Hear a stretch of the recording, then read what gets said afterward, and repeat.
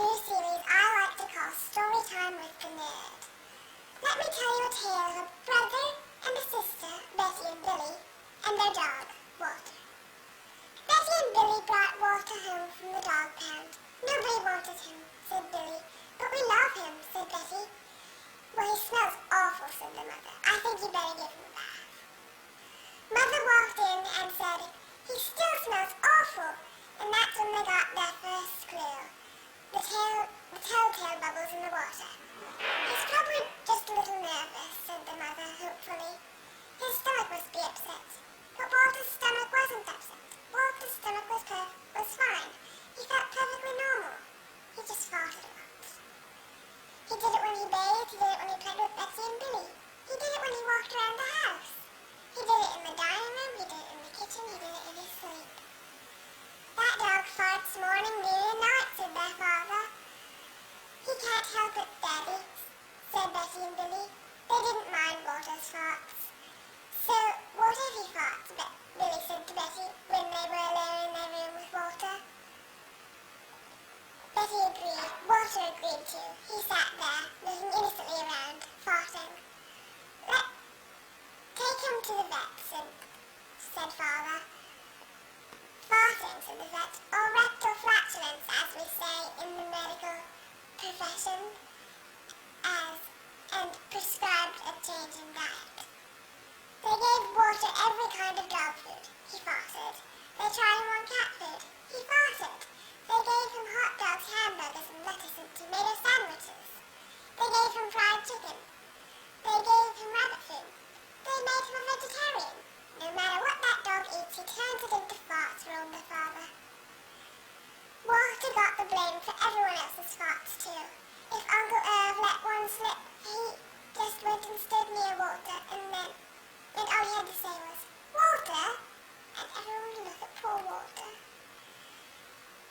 He has to go back to the pound, said father. No, Daddy, please, begged Betty and Billy. Don't send Walter away. He goes tomorrow, said father. They pleaded.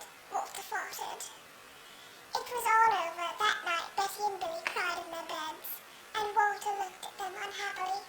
Oh, Walter, said Betty, you've got to stop farting, because father is going to send you back to the pound tomorrow, said Billy. Walter knew how serious the situation was.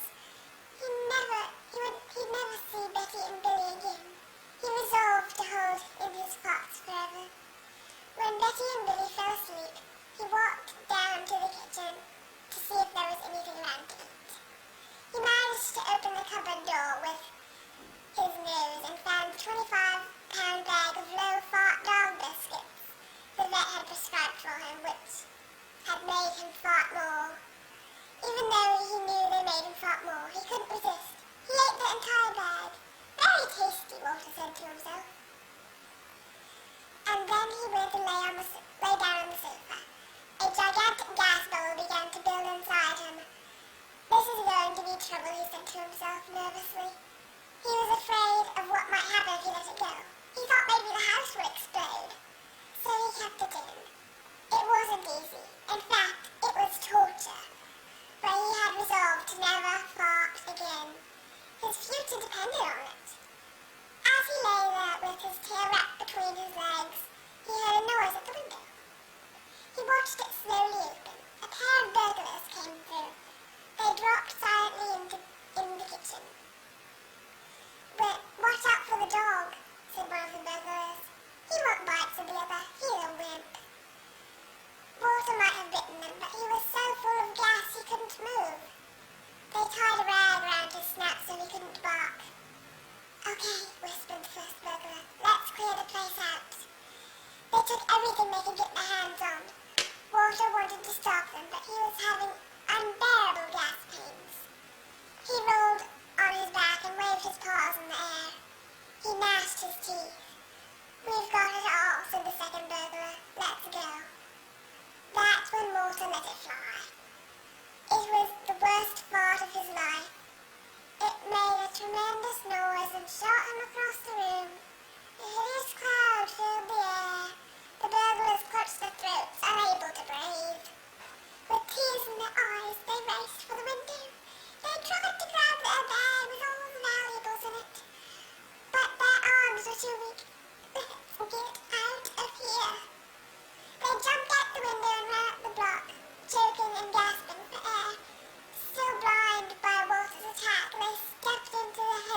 approaching police car.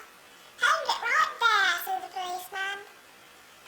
When father and mother came down in the morning, they found the open window, and they saw the bag with all the valuables in it. And Walter was sitting beside it. He had the rag tied around his neck. You'd have to say he looked heroic. He saved the silverware, cried Mother. He saved the VCR, cried Father. Good dog, Walter. You are a dog, even if you do fart all the time. And so the family learned to live with Walter, the hero dog. And that's the end of our tale. Please join us again for another episode of Storytime